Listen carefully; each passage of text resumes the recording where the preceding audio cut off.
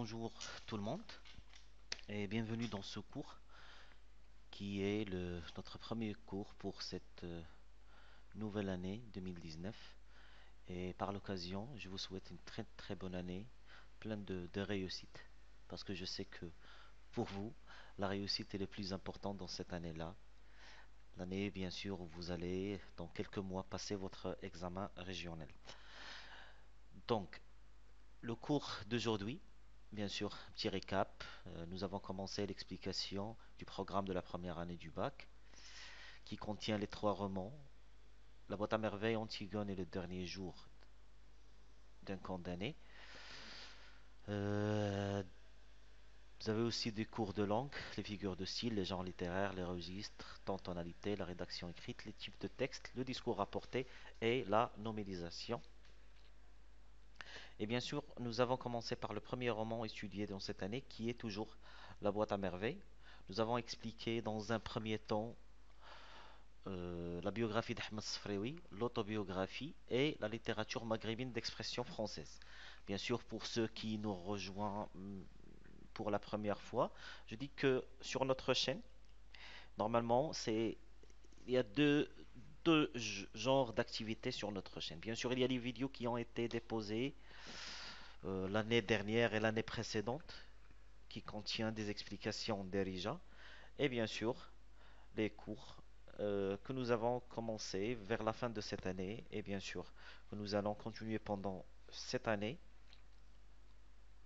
en français pour équilibrer la compréhension, parce que comme j'ai expliqué pas mal de fois, il y a des gens qui ont trouvé que les leçons en Derija étaient très importantes, mais qu'il leur fallait un bon vocabulaire pour pouvoir faire la transition entre ce qu'ils ont compris en Derija et la façon avec laquelle ils doivent répondre, bien sûr, dans l'examen régional en français.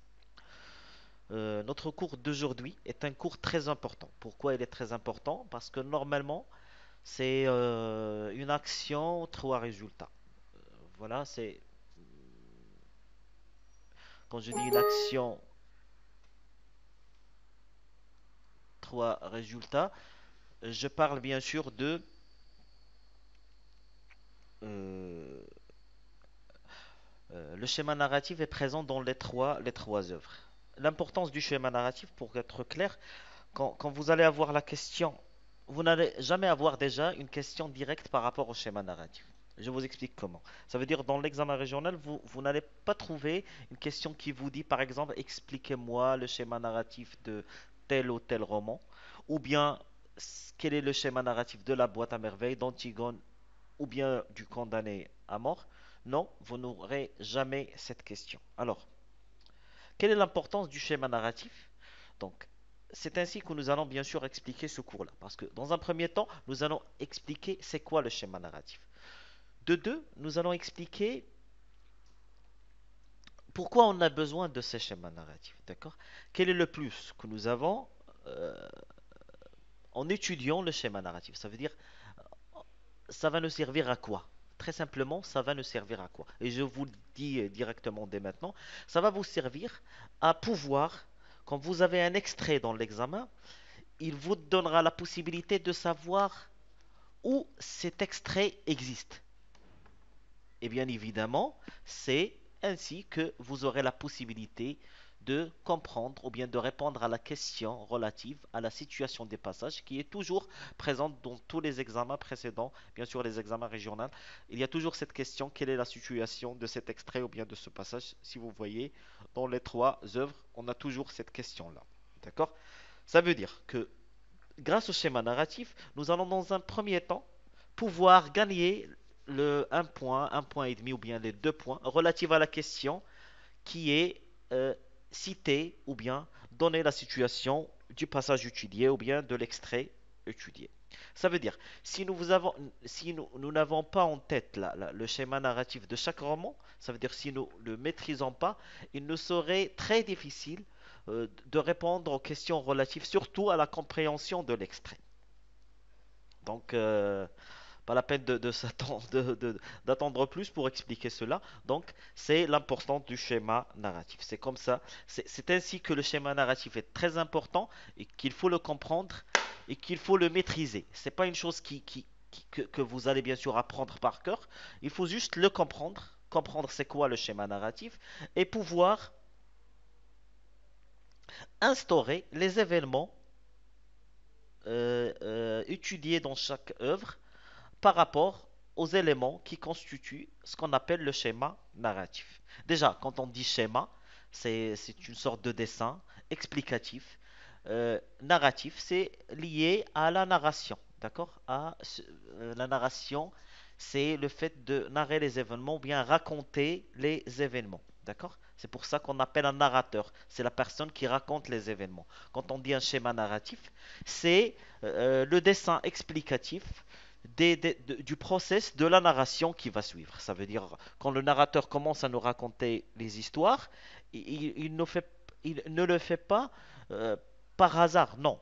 C'est un schéma bien défini qu'il doit bien sûr euh, respecter pour pouvoir euh, nous raconter les événements. Parce que, comprenez-moi, si par exemple je commence à vous raconter une histoire et je commence parce que normalement par la fin, avant de vous expliquer le début, ou bien des événements très importants au milieu de l'histoire, et moi je ne vais pas je ne vais pas vous les dire. C'est comme si je vous laissais dans un labyrinthe, d'accord? Et que vous n'avez pas où existe la sortie. D'accord? C'est ce qui fait que le schéma narratif est très important dans les trois œuvres. Et le schéma narratif, entre parenthèses, il faut savoir. Normalement, ce que je suis en train de vous expliquer, ça va vous aider dans toutes les œuvres que vous allez lire à venir, que ce soit pour le plaisir ou bien pour vos études personnelles. Parce que normalement, chaque roman a un schéma narratif. Et quand on comprend ce schéma narratif, même les films, quand on regarde à la télévision ou bien les séries, ils ont un schéma de narration. D'accord? Ça veut dire qu'il y a toujours le commencement, il y a le milieu bien sûr dans l'histoire et il y a la fin. Je suis en train juste de vous donner des termes, d'accord? Mais je vais vous donner les termes exacts liés bien sûr qui constituent le schéma narratif. Mais je voulais juste vous faire cette petite introduction afin que vous soyez bien sûr prêts à mieux assimiler le schéma narratif. Donc, euh, voilà pour la présentation, c'est tout ce que j'ai à vous dire. Maintenant, nous allons bien sûr commencer notre cours. Donc, le schéma narratif. Voilà. Le schéma narratif est constitué de cinq éléments très importants.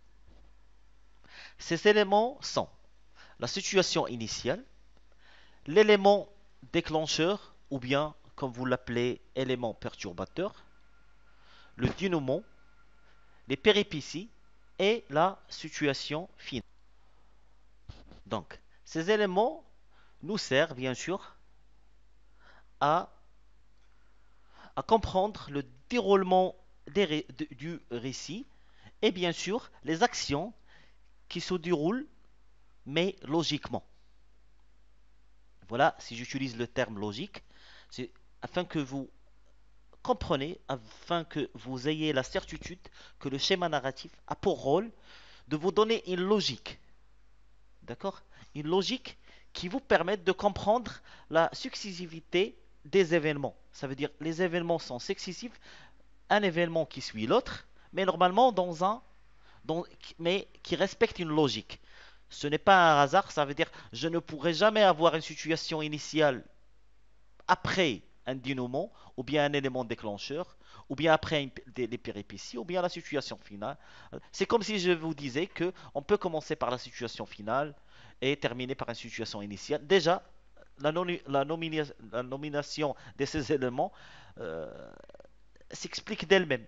Quand je dis situation initiale, on comprend que c'est les débuts. Quand je dis la situation finale, je comprends très bien que c'est la fin. Voilà. Si vous voyez ici, j'ai mis comme sujet flottant Antigone, la boîte à merveilles, le dernier jour d'un condamné, parce que quand nous allons terminer l'explication globale du schéma narratif, nous allons bien sûr vérifier en exemple nos trois œuvres. D'accord? D'accord. Commençons par la situation initiale. C'est quoi la situation initiale? La situation initiale, je pourrais dire que normalement c'est la phase de paix dans chaque roman. La phase de paix où il n'y a pas de perturbation, la vie est belle, tout est tranquille. C'est la situation qui normalement par laquelle commencent tous les histoires, tous les films, toutes les séries télévisées commencent par une situation initiale qui est toujours calme. Je vous donne un exemple. Par exemple, nous avons une petite maison. À côté de cette maison, il y a un arbre.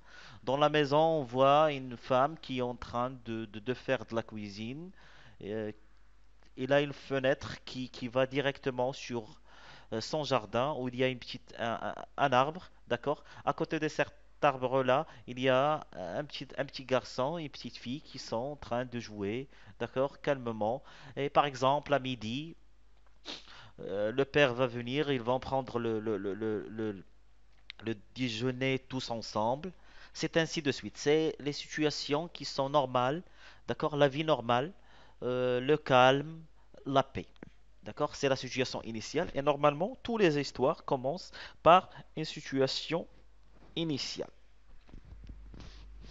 Des fois, des fois, même la situation initiale peut ne pas être une situation de calme.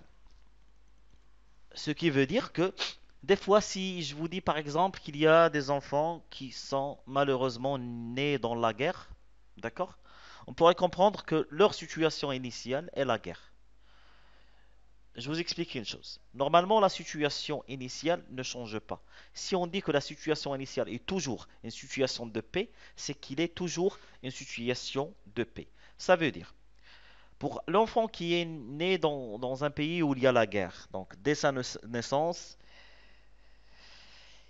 il a la guerre autour de lui, il a la mort et les maladies, tout genre de problématiques liées à la guerre, il les voit dès sa naissance. Normalement, on ne considère jamais que c'est une situation initiale. D'accord? Et la situation initiale dans ce cas-là est imaginée ou bien déduite. Ça veut dire on dit que cet enfant-là devait être né ou bien son pays avant la guerre était dans la paix, la vie était normale, tous les citoyens étaient sains, étaient propres, éduqués, bien habillés. Ça veut dire tous les éléments qui font en sorte que cette situation initiale soit toujours une situation de paix. D'accord? Et ça, c'est normal. Si par exemple vous voyez des films où dès le commencement du film, on voit bien sûr des- de l'action, on voit des combats. Pas mal de fois, les réalisateurs de ces films, après 5 ou 10 minutes, ils reviennent en flashback, en arrière, pour nous expliquer la situation initiale. Ou bien comment, par exemple, notre héros, le héros du film, par exemple, a atterri dans cette situation. D'accord? Si par exemple je prends en considération, je ne sais pas si vous êtes des fans des films américains, mais je prendrai l'exemple du film Limitless, sans limite. D'accord? Le héros s'appelait, je suppose, Mora. Donc, si vous voyez le commencement de ces films-là, il commence euh, dans l'acte exactement où le héros de ce film-là était sur le point de se suicider. D'accord? Et après, il y a un flashback pour nous expliquer la situation initiale de ce Mora, le héros du film, Limitless, et qui nous fait comprendre comment il a pu atterrir dans cette situation. Ça veut dire, grosso modo, la situation initiale est toujours un élément de paix, une situation où la vie se déroule d'une façon normale, d'accord? Et on ne peut jamais dire que la situation initiale est une situation qui ne ressemble pas à la normale. Et vous allez mieux comprendre cela quand nous allons parler, bien sûr, du dernier jour d'un condamné. Parce que ce que je vais expliquer va être très très très clair dans l'exemple lié au dernier jour d'un condamné. Donc, la situation initiale, c'est bien sûr le calme. Et normalement, la situation initiale est une situation qui ne dure pas très longtemps. Ce qui veut dire, on peut pas, par exemple, si on a un film euh, qui se déroule sur la durée de 2 heures, on ne peut pas me dire que la situation initiale ou bien le calme et la paix vont durer 1h30 et ce n'est que dans les 30 dernières minutes que nous allons bien sûr déclencher les événements et il y aura un dénouement, des péripéties, une situation finale. Ça sera pas un bon film. La même chose pour une histoire. Exemple, un roman qui contient par exemple 200 pages. D'accord? Et que vous aurez une situation initiale tout au long d'une centaine de pages et dans les derniers 100 pages, vous aurez les quatre éléments du schéma narratif. Mais, mais, la particularité des œuvres que vous avez, je suis en train de sourire, pourquoi? Parce que la leçon est bien claire. Mais normalement, les trois œuvres que vous avez sont des exceptions du schéma narratif. Et c'est ce qui fait un peu la difficulté du programme de la première année du bac. Parce que les romans qui ont été choisis, on a l'explication du cours qui est très très claire. Mais normalement, quand on vient prendre des exemples des romans que nous avons, on voit que ces règles-là ne sont jamais respectées. Ces règles-là ne sont jamais respectées. Par exemple, dans la boîte à merveilles, la situation initiale n'a pas une petite durée, mais il s'étale tout au long des 8 premiers chapitres. Ça veut dire, Ahmed Sfreoui, du chapitre premier jusqu'au chapitre 8, il est toujours dans la situation initiale. Il nous raconte la vie normale, le quotidien, sans ne parler des problématiques ou bien de l'élément déclencheur. Je répète, la situation initiale, normalement, dans les normes, c'est une situation qui ne dure pas très longtemps. Mais exceptionnellement, dans la boîte à merveilles, cette situation initiale dure très très longtemps parce qu'il est du premier chapitre jusqu'au 8e chapitre.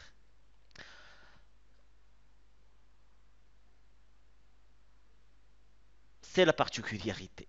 Euh, une deuxième particularité par rapport à Antigone, c'est que vous n'avez pas la situation initiale.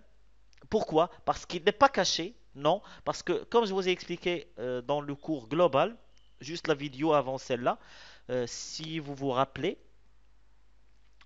euh, Antigone est une suite d'événements, d'accord?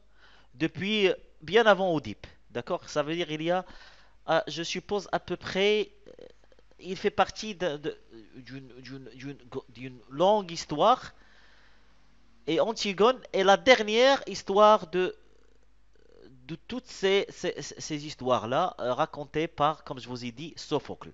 Sophocle est le créateur de cette tragédie d'Antigone et bien sûr c'est le créateur d'Oedipe et de tous les tragédies qui sont relatives à la ville de Thèbes. Ça veut dire que c'est comme si, je vous donne un exemple qui sera très clair et je vais parler par exemple, si nous prenons l'exemple d'une série ou bien d'un film. Si vous connaissez par exemple Harry Potter, vous savez que Harry Potter, on a plusieurs films. Je suppose 7 ou 8 films jusqu'à l'instant. Ou bien Star Wars, ou bien tous les films où nous avons plusieurs versions du même film, d'accord? Comme une suite des événements successifs. C'est comme si on prenait le dernier film, je vous disais par exemple Harry Potter le numéro 7 et je vous disais, voilà, c'est Harry Potter, allez, nous allons étudier ce roman-là, ou bien nous allons voir ce film-là. La situation initiale, bien sûr, existe dans le Harry Potter numéro 1. Et nous, on est en train d'étudier le numéro 8. D'accord? Ça veut dire que la situation initiale, c'est aussi déduite, ou bien on l'imagine, d'accord? Parce qu'on ne l'a pas dans notre œuvre, ça veut dire qu'il est imaginé, ou bien on déduit des actions qui sont précédentes et qui ne sont même pas cités dans l'œuvre que nous sommes en train d'étudier. C'est la particularité d'Antigone. Le dernier jour d'un condamné à mort ne fera pas l'exception des exceptions. Lui aussi a une exception qui est que Victor Hugo, d'accord, a caché volontairement la situation initiale de cette œuvre-là, et je vais vous expliquer pourquoi. Certes, je suis en train d'expliquer et en même temps vous donner des exemples. Pourquoi? Parce que j'aimerais bien que vous assimilez en même temps le schéma narratif ainsi que les informations, bien sûr, liées à chaque œuvre. Comme ça, en expliquant, vous êtes en train de mettre les pièces du puzzle, d'accord? Et à la fin de notre cours, on aura toutes les informations nécessaires, tous liés et reliés, et tous, bien sûr, dans le même schéma qu'on a devant nous. Et il ne vous suffirait qu'à jeter un coup d'œil pour savoir où les événements sont cités très exactement. Donc, je reviens bien sûr à la leçon globale qui est le schéma narratif. Donc, nous avons dit que la situation initiale, c'est l'élément ou bien la situation par laquelle commence chaque histoire et que normalement c'est une situation de paix. Maintenant, l'élément déclencheur. Si vous voyez depuis son nom, élément déclencheur, ça veut dire qui déclenche. Qui déclenche quoi? qui, qui déclenche les événements. Qui déclenche les événements. Je suis en train juste de placer parce qu'il y avait une erreur. Normalement, après l'élément déclencheur, il y a les péripéties et c'est après que nous avons le dénouement. Donc, élément déclencheur ou bien on peut appeler aussi l'élément perturbateur, ça veut dire qui perturbe la situation initiale. Et si vous voyez la nomination perturbateur, élément perturbateur, ça vous donne une idée que la situation initiale, je reviens toujours à la situation initiale, doit être toujours une situation de paix. Parce qu'on ne peut jamais déclencher ou bien perturber une situation qui est déjà perturbée. Et c'est la raison pour laquelle je vous dis que quand on a un enfant qui est né dans la guerre, on ne peut pas dire que c'est sa situation initiale parce que ce n'est pas correct. Parce que imaginez que si on dit que la guerre est la situation initiale, qu'est-ce qui va perturber la guerre? On ne peut pas dire que la paix perturbe la guerre. C'est faux. Mais la guerre perturbe la paix. Vous voyez, c'est la raison pour laquelle, je réexplique une deuxième fois, la situation initiale est toujours liée à la norme, est toujours liée au normal, est toujours liée à la paix. Quand je dis la paix, ce n'est pas la paix concernant toujours la guerre, mais les situations de paix. Ça veut dire les situations de calme. D'accord? Exemple, quand on a un lac qui est calme, d'accord? Ça, c'est une situation initiale. Quand je prends un caillou et que je le jette dans ce lac-là, il y a un reflet dans l'eau. Si vous voyez ça, il y a des perturbations qu'on peut vérifier visuellement. Donc, le caillou, c'est l'élément déclencheur parce qu'il déclenche, parce qu'il perturbe la paix que nous avons dans la situation initiale. Le troisième élément, quand on a un élément perturbateur, l'élément perturbateur, c'est un élément qui ne dure pas très longtemps. Et ça, non, normalement, vous n'avez pas de différence quand il s'agit de la boîte à merveilles Antigone ou bien le dernier jour d'un condamné. Effectivement, l'élément perturbateur n'existe pas pour une longue durée parce que son rôle est de juste perturber la paix ou bien la vie normale que nous avons et bien sûr laisser le déroulement des événements prendre cours. D'accord? Donc l'élément perturbateur est juste un petit élément qui a pour rôle de perturber, d'accord, ou bien de déclencher les événements qui vont suivre. Les événements qui vont suivre, on les appelle les péripéties. Les péripéties, d'accord, doivent toujours avoir un élément déclencheur, l'élément aussi appelé de déséquilibre, d'accord, qui bien sûr perturbe l'équilibre des événements et bien sûr qui laisse cède sa place très rapidement aux péripéties pour s'installer. Je vous explique par exemple pour la boîte à merveilles. Depuis le chapitre 1 jusqu'au chapitre 8, La situation initiale était que Ahmed Sfraoui vivait avec sa famille dans la paix. Il partait à ses cours, bien sûr, dans le MSID. Il faisait des tours avec son père, visitait les amis de son père, visitait, bien sûr, les amis de sa maman, jouait avec sa boîte à merveilles. Donc sa vie était très calme et très normale. Jusqu'à quoi? Jusqu'à l'arrivée de l'élément déclencheur. C'est quoi l'élément déclencheur dans la boîte à merveilles? C'est la perte du capital de Si Abslem dans Souk al-Hay, quand il a perdu son argent. D'accord? Quand Abslem, ou bien Si Abslem, le père du narrateur, pardon, Ahmed Sfraoui, a perdu son capital dans le souk du Haïk, c'est l'élément déclencheur. Pourquoi? Parce qu'il va déclencher une grande perturbation dans la vie de Ahmed Sfraoui. Et ces événements qui vont être déclenchés après la perte du capital, qui est l'élément déclencheur, c'est ce qu'on va appeler les péripéties. D'accord. Donc, on commence par les situations initiales. Après, l'élément déclencheur, perturbateur, élément de déséquilibre, vous pouvez l'appeler comme vous le souhaitez, parce qu'il faut le comprendre et non pas l'apprendre. Comprendre c'est quoi un élément déclencheur. Après, nous avons les péripéties. Ce sont tous les événements qui vont se dérouler après que, bien sûr, l'élément perturbateur vient perturber le cours normal des événements. Comme on a dit, par exemple, dans l'exemple de la boîte à merveilles, les péripéties étaient que Ahmed Sfraoui était malade, son papa est parti travailler dans les environs de Meknès comme moissonneur, sa maman a commencé à visiter les mausolées et bien sûr le prenait avec elle, il ne partait plus à ses cours, donc toute sa vie a été perturbée. Si nous prenons l'exemple d'Antigone, l'élément déclencheur était la mort de ses deux frères. Les péripéties étaient le fait qu'Antigone souhaitait enterrer Polynice et que Créon souhaitait bien sûr que Antigone ne le fasse pas ou bien ça allait engendrer sa mort. Ce sont les péripéties.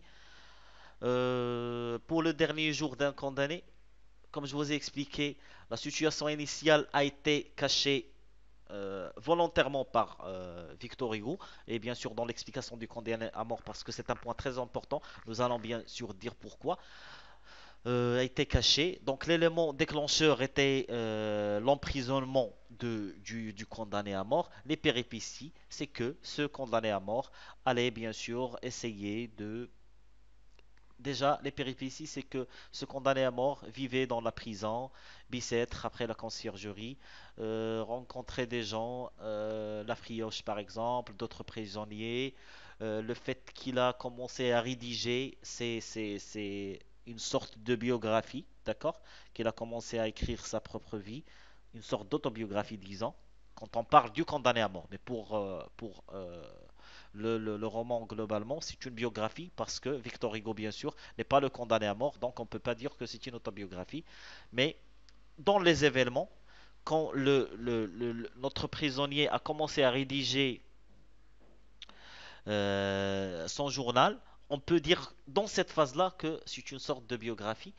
Donc, ce sont les péripéties des trois œuvres. Des trois œuvres. Après les péripéties, nous avons le dénouement. Mais la meilleure appellation pour le dénouement, c'est l'élément de l'équilibre. D'accord? Si vous voyez, on a une situation initiale, un dénouement déclencheur qui déclenche des péripéties.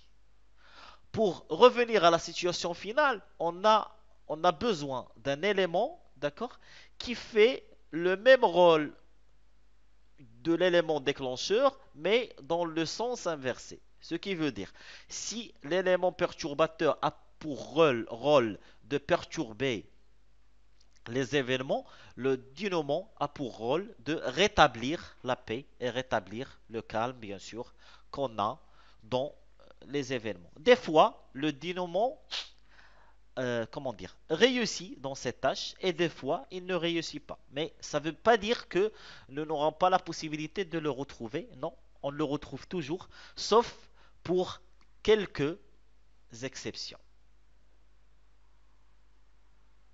Mais le dénouement existe toujours. D'accord? Sauf pour quelques exceptions. Je cite bien le dernier jour d'un condamné. On a aussi une exception par rapport à ce dénouement. Donc, le dénouement, si nous prenons l'exemple de la boîte à merveille, était quoi? Le dénouement est que le père de Ahmed Sfraoui, après être parti bien sûr dans les environs de Meknès, il a pu ramasser ou bien rétablir sa finance, d'accord? Revenir avec un bon capital qui pourrait lui permettre de relancer ses affaires auprès de sa famille. D'accord?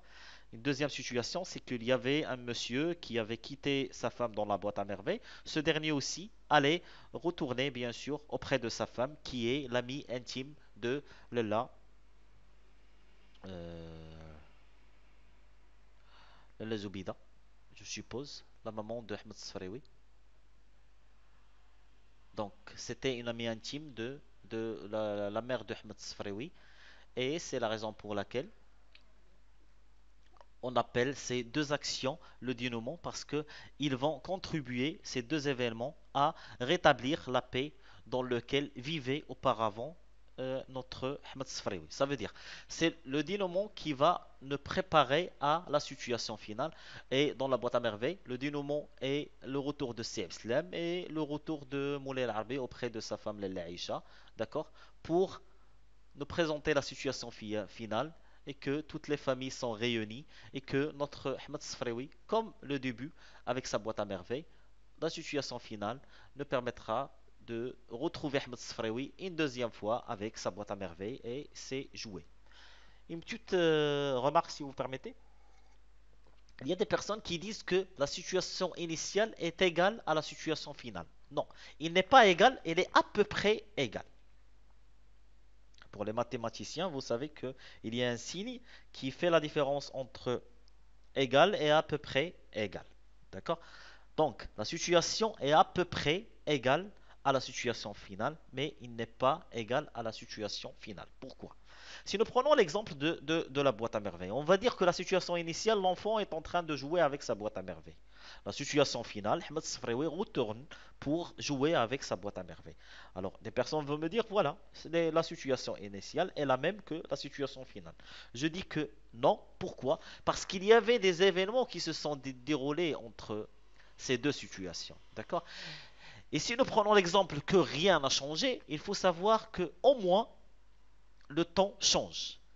Si nous prenons un petit exemple, si je vous dis que la situation initiale était que Ahmed Sfraoui était en train de jouer avec ses jouets à 14h26 minutes, par exemple, et que la situation finale, Ahmed Sfraoui est en train de jouer avec sa boîte à merveille à 14h27 minutes. Le temps a changé. 28 minutes, c'est 27 minutes. Il y a toute une minute qui est passée. Même une seconde. D'accord? Ne nous permettrait jamais de dire que, ne nous permettrait jamais de dire que, bien sûr, 26 minutes 30 secondes et c'est la même chose que 26 minutes 31 secondes. Si vous souhaitez savoir c'est quoi la valeur d'une seconde, vous pouvez euh, poser la question à Bolt, d'accord? Hussein Bolt. Il va vous dire comment la seconde est très importante. Ce qui peut faire la différence, d'accord? Donc, la situation initiale est à peu près, dans quelques cas, est la même que la situation finale. Ce n'est pas la même très exactement, mais à peu près, parce que si rien ne change entre-temps, il faut savoir que le temps, effectivement, a changé. Donc, euh, le dénouement dans Antigone, c'était quoi? Le dénouement dans Antigone, comme je vous ai dit, normalement le dénouement, il est parfois brutal. D'accord? Ce n'est pas toujours une situation comme la boîte à merveilles qui nous permette de retrouver la paix. Ce n'est pas toujours le cas. Parce que des fois, on est confronté à une situation où l'élément de l'équilibre est aussi brutal que l'élément déclencheur. Je vous donne l'exemple. Antigone, c'est quoi le dénouement qui va nous préparer à la situation finale? C'est la mort d'Antigone, la mort de Aimant, son fiancé, la mort de Jocaste, la mère d'Aimant. Alors vous voyez que l'élément déclencheur dans Antigone est un élément, c'est comme s'il était en train de perturber plus que l'élément perturbateur. Parce que La situation finale, c'est quoi? C'est que Crayon se trouve seul avec son page et qu'il va, bien sûr, pour son conseil du jour. C'est la situation finale, c'est la situation par laquelle se termine la tragédie d'Antigone. Mais le dénouement qui nous a préparé pour cette situation finale, parce qu'il faut comprendre toujours que le dénouement est celui qui nous prépare pour la situation finale. Pourquoi? Parce que on ne peut jamais atterrir des péripéties à la situation finale. D'accord? Ça veut dire on a des événements qui se sont déclenchés, des morts et des incendies et plein d'exemples. Et on dit, et voilà la situation finale. Non, il faut toujours quelque chose qui nous prépare pour atterrir, bien sûr, dans la case de la situation finale. Donc, c'est bien sûr le rôle du dynamo ou bien la situation, l'élément de l'équilibre. D'accord? Ça veut dire qu'il remet l'équilibre parce que je vous donne l'exemple d'Antigone. Antigone, quand il a essayé d'enterrer son frère pour la première fois, ça a déclenché trop d'événements. Et si vous lisez bien sûr la tragédie, vous savez que normalement il y avait la foule devant la palais de Créon qui criait bien sûr, qui criait à haute voix en voulant savoir qui est celui qui a osé contredire les ordres de Créon et que cette personne-là doit être présentée au peuple pour bien sûr que cette personne-là ait sa punition légale. Vous voyez, normalement, c'était le déclenchement. De quoi? De l'élément perturbateur qui est la mort de Polynice et de Théocle et le fait que Antigone a essayé aussi, il faut savoir que le fait que Antigone a essayé d'enterrer son frère, ce n'est pas l'élément perturbateur. Parce que si on dit que Antigone a essayé d'enterrer son frère Polynice était l'élément perturbateur, c'est comme si on était en train de dire que la situation initiale est la mort de Polynice et Théocle. Et comme je vous ai dit, la situation initiale n'est jamais une chose qui est contraire au normal, contraire à la vie, contraire à l'humanité. Ça veut dire quand on a un mort, on ne peut pas dire que la situation initiale est la mort. Non, la situation initiale est la vie en paix. On ne peut pas dire que la mort d'Éthéocle et Polynice est une situation initiale dans la tragédie d'Antigone. On ne peut jamais dire ça.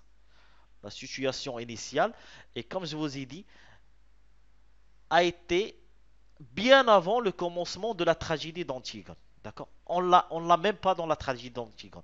Dès qu'on commence la tragédie d'Antigone, on a que des péripéties liées à d'autres éléments perturbateurs.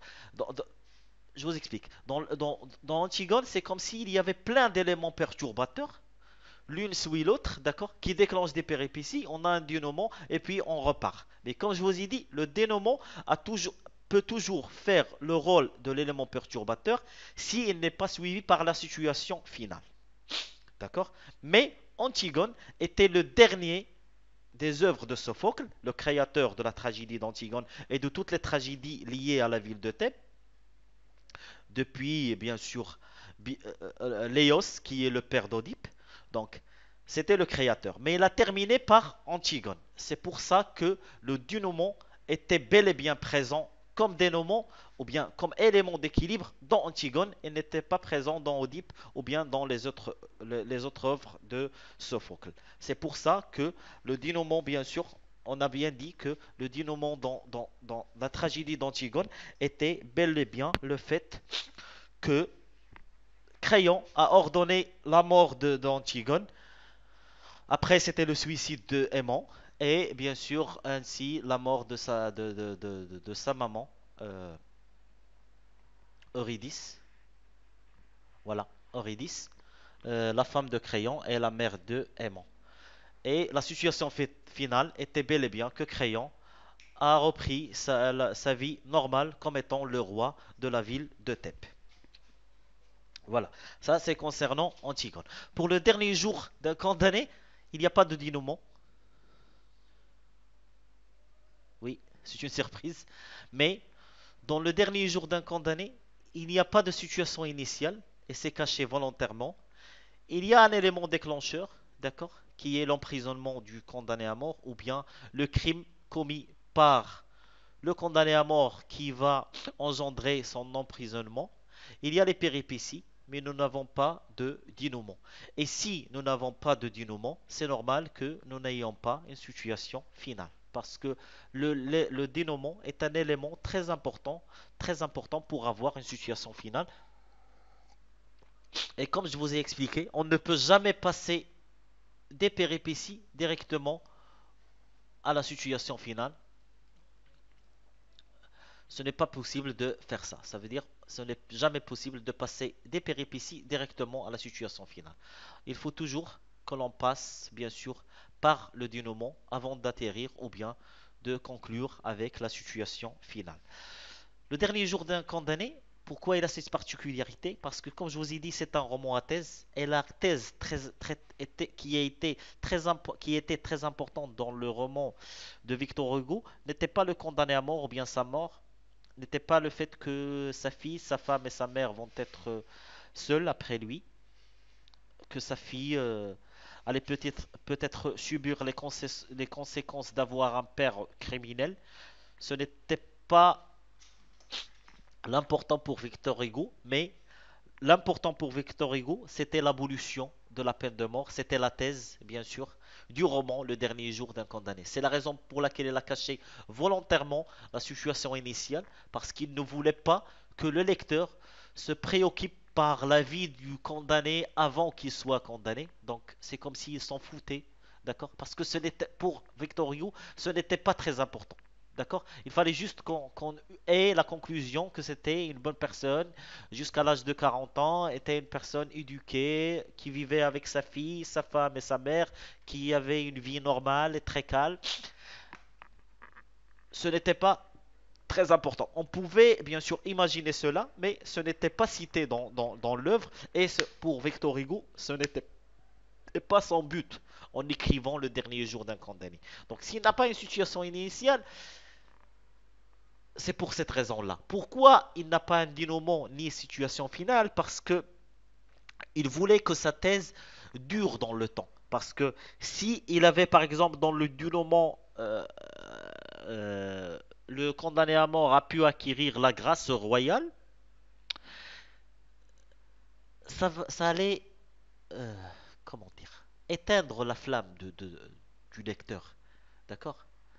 Voilà, le condamné à mort a été gracifié, donc c'est bon, il n'est pas mort, donc c'est bien, il va retourner auprès de sa fille, sa femme et sa maman. Si par exemple le dénouement était que le condamné à mort était décapité sous la guillotine, on allait dire voilà, ou bien le lecteur allait être triste pour quelques heures, quelques instants, quelques mois, quelques années.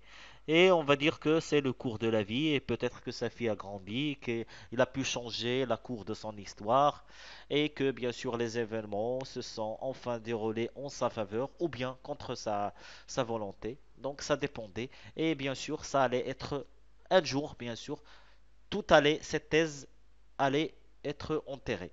Mais ce n'est pas le cas du dernier jour d'un condamné.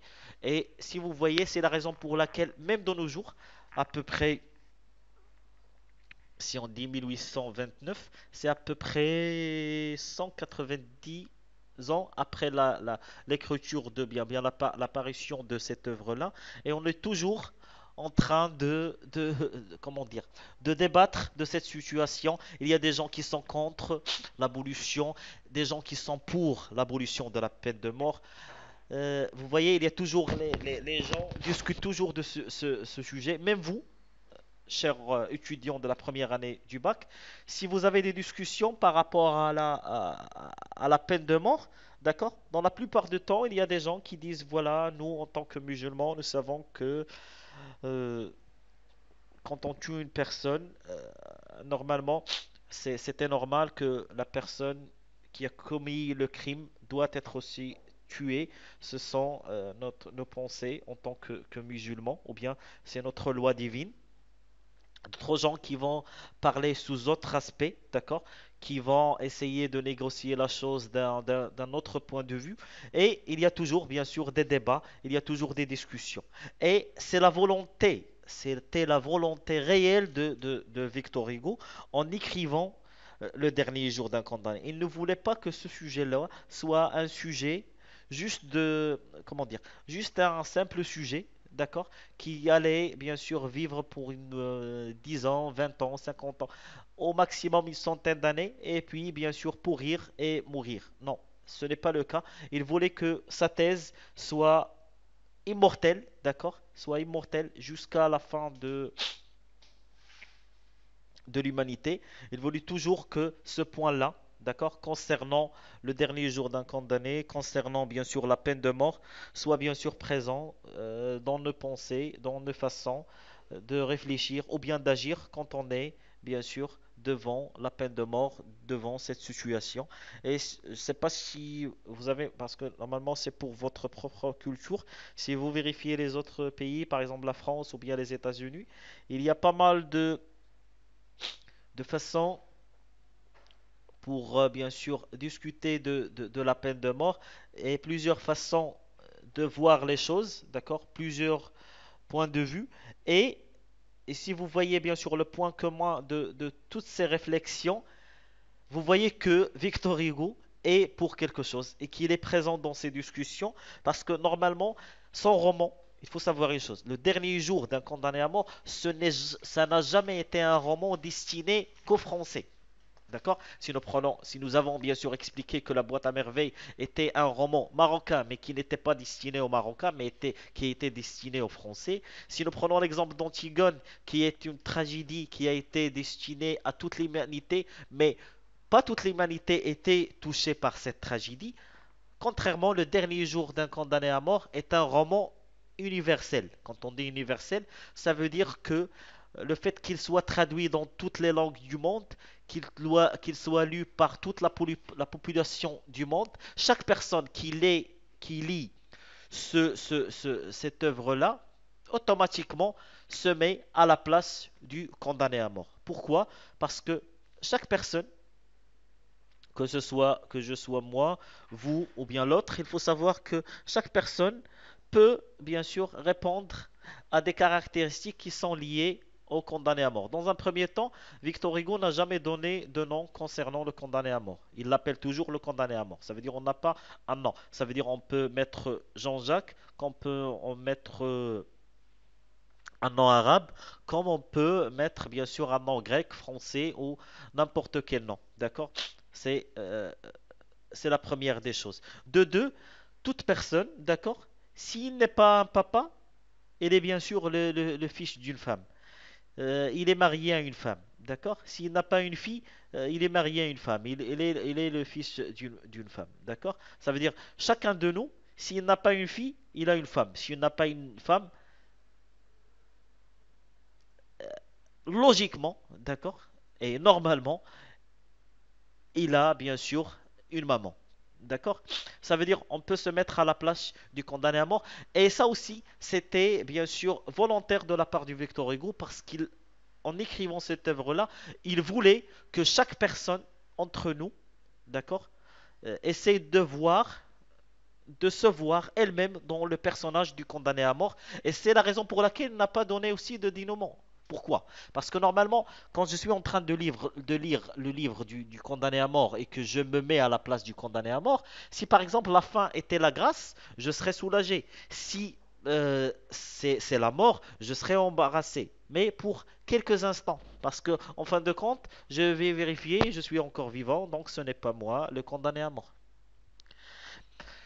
Mais quand je n'ai pas un dénouement, je n'ai pas une situation finale, la situation dure dans le temps. Parce que chacun de nous, après la lecture des derniers jours d'un condamné, il pourra imaginer la fin qu'il souhaite. S'il souhaite la grâce, il peut l'imaginer. S'il souhaite bien sûr la mort, il pourra l'imaginer. Et ainsi, il y aura une successivité après la fin du roman. D'accord? Même après que le roman a été fini par Victor Hugo, on a toujours, nous, ce sentiment que les événements ne se sont jamais réellement arrêtés. Parce que vous savez que dans la dernière scène, le dernier chapitre, le condamné à mort monte vers l'échafaud, mais ce n'est pas terminé là parce que on ne sait pas s'il est mort, parce que les événements vont se terminer et c'est là que l'œuvre est terminée. Donc on fait un petit récapitule. récapitulatif, bien sûr, de tout ce qu'on a, bien sûr, dit dans cette explication-là. Donc la situation initiale, c'est la situation par laquelle commencent tous les événements et normalement c'est la situation où tout est normal, la situation où la paix règne sous tous ses aspects. Il vient bien sûr l'élément déclencheur. Cet élément déclencheur a pour but de déséquilibrer le paix ou bien déséquilibrer le calme qu'on a dans la situation initiale et celui qui nous prépare pour avoir les péripéties. Les péripéties, ce sont tous les événements qui n'allaient jamais être vécus ou bien, pardon, n'allaient jamais être présents s'il n'y avait pas un élément déclencheur. D'accord? La situation initiale, dans la norme, c'est une situation qui est courte dans le temps. L'élément déclencheur, c'est un élément qui est très rapide, d'accord, qui vient juste déclencher les événements et partir. C'est comme si on parlait des allumettes. Ils font que allumer le feu, d'accord, et ils s'écroulent dans l'instant qui suit. Donc la situation initiale est courte et encore plus court l'élément déclencheur. Les péripéties peuvent être très longues, ça dépend du type de déclenchement. Parce que normalement, quand on allume une bougie, ce n'est pas les mêmes péripéties que quand on est en train quand on a une bombe atomique, par exemple. Les péripéties sont différentes et peuvent durer ou bien plus longtemps ou bien plus courtes. Ça dépend de ce qui a été déclenché et ça dépend de la paix qui a été perturbée. Après les péripéties, bien sûr, nous avons besoin d'un élément qui nous prépare pour la situation finale. Cet élément-là, nous l'appelons le dynamo ou bien l'élément de l'équilibre. Si l'élément de déclencheur était, ou bien l'élément perturbateur était l'élément de déséquilibre, le dynamo est un élément qui remet l'équilibre. Des fois, il réussit à remettre l'équilibre et il le fait revenir à la situation finale, à l'exemple de la boîte à merveilles. Des fois, ce n'est pas le cas. C'est encore plus brutal que l'élément déclencheur, à l'exemple d'Antigone, où nous avons bien sûr la mort d'Antigone, de Aimon et de Eurydice, qui étaient les dénouements qui vont nous préparer à la situation de fin, d'accord, euh, au terminal, qui est la situation finale, d'accord. La situation finale, normalement, c'est la situation par laquelle se terminent les événements. Cette situation finale, bien sûr, est une genre de situation initiale. Ce n'est pas très exactement la situation initiale. C'est une paix, d'accord? Mais normalement, une paix qui dépend du type de dynamo. Ça veut dire si le dynamo, comme la boîte à merveille, était un heureux dynamo, ça veut dire le père de le père de Ahmed Sfraoui est retourné Slam, Moulay Al-Arbi est retourné auprès de sa femme. Donc ce sont des dénouements qui sont heureux, d'accord? Des choses qui sont heureux. Euh, euh, qui nous prépare à une situation finale heureuse, d'accord? Mais Antigone, par exemple, si je dis le dénouement d'Antigone, c'était un dénouement brutal, un dénouement malheureux qui a, bien sûr, qui nous a euh, donné une situation finale malheureuse qui est la solitude de Créon après la perte de ses chers, que ce soit sa nièce, son fils et sa femme, sa bien-aimée Eurydice. Donc c'était une situation finale malheureuse. Donc la situation finale, qu'il soit heureuse ou malheureuse, ça dépend toujours, bien sûr, du dénouement. Et on voit l'importance de cet élément-là. Malgré que dans le dernier jour d'un condamné, cet élément-là n'était pas présent. Et comme je vous ai expliqué, la raison était que Victor Hugo souhaitait que son histoire ne soit jamais terminée, que son histoire dure dans le temps, soit une histoire immortelle, d'accord? C'est pour ça il n'a pas présenté de dénouement et ainsi on n'a jamais une situation finale parce que comme je vous ai expliqué, comme le fait que l'élément déclencheur est très important pour avoir des péripéties, c'est la même chose. Le dénouement est très important pour avoir une situation finale. Si on n'a pas un dénouement, les événements ne vont jamais se terminer. D'accord? C'est parce que c'est primordial. L'élément, le dénouement ou bien l'élément d'équilibre est un élément très très important. Donc voilà, c'est tout ce qui est un schéma narratif. Comme je vous ai dit, ce qui va vous... Pardon, je m'excuse. Normalement, cette explication vous aide bien sûr dans la question très importante qui est la situation des passages. Mais le plus important est que cette, cette explication, ou bien l'explication et la compréhension du schéma narratif vous permettent aussi de répondre aux questions liées à la compréhension. Parce que vous avez plusieurs questions, et si vous ne savez pas où mettre les événements, ou bien la chronologie des événements, vous serez perdu. D'accord? Comme j'ai expliqué dans l'introduction, c'est comme si vous serez dans un labyrinthe et que vous n'avez jamais la sortie. Vous n'êtes même pas entré dans ce labyrinthe. On vous a mis au centre, d'accord? Sans vous donner d'indices et que vous êtes perdu dans ce labyrinthe-là.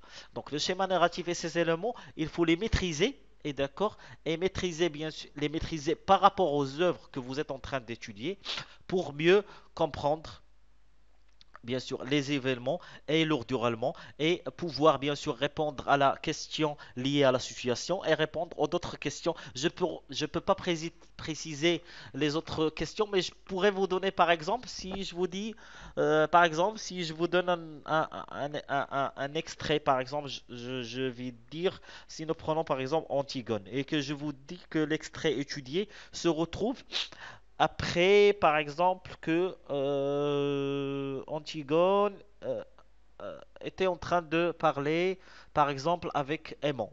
D'accord? Et on sait très bien, par exemple, que Antigone a eu plusieurs conversations durant la tragédie avec Aimon. Qu'il avait plusieurs conversations avec Rayon, plusieurs conversations avec sa sœur, plusieurs conversations avec la nourrice.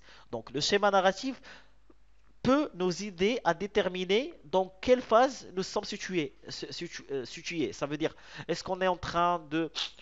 Est-ce que Aimon est en train de parler avec Antigone après qu'il a supplié son père Créon de pardonner Antigone, ou bien il est en train de parler avec Antigone avant même qu'il sait ce que Antigone a fait? Vous voyez la différence? C'est normalement, si je n'ai pas le schéma narratif qui explique. Et si je ne maîtrise pas très bien le schéma narratif et je ne sais pas très exactement où les événements, je ne pourrai jamais savoir où je suis exactement dans l'œuvre. D'accord? Donc c'est l'importance du schéma narratif parce qu'il me permet de savoir si je suis dans la phase où Antigone est en train de parler avec sa nourrice la première fois, ou bien je suis dans la phase où Antigone est en train de parler avec sa sœur Ismène pour la première ou bien la deuxième fois, ou bien pour la dernière fois, comme dans la tragédie. Un meilleur exemple, si nous prenons la boîte à merveilles, je vous ai dit que la situation initiale de la boîte à merveilles est très longue et c'est une particularité concernant la boîte à merveilles. D'accord? Parce que dans l'ordre, la situation initiale doit toujours être une situation qui est courte dans le temps. Il ne peut pas durer trop longtemps. Mais par exception, dans la boîte à merveilles, la situation initiale dure pendant les 8 premiers chapitres, jusqu'à ce qu'on retrouve dans le chapitre 8 l'élément déclencheur.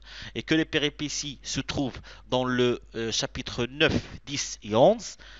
Et une autre exception, le dénouement et la situation finale sont tous les deux, d'accord, dans, présents dans le dernier chapitre qui est le chapitre 12.